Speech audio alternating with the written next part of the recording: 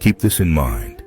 If you have food in your fridge, clothes on your body, a roof over your head, and a place to sleep, you're richer than 75% of people in the world.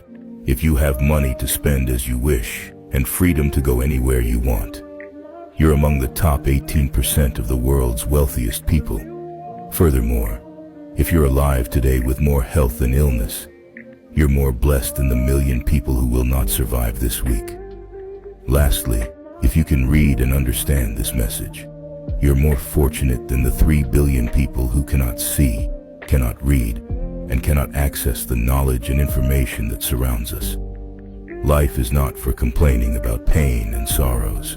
It's about prioritizing the countless other reasons to be grateful and happy.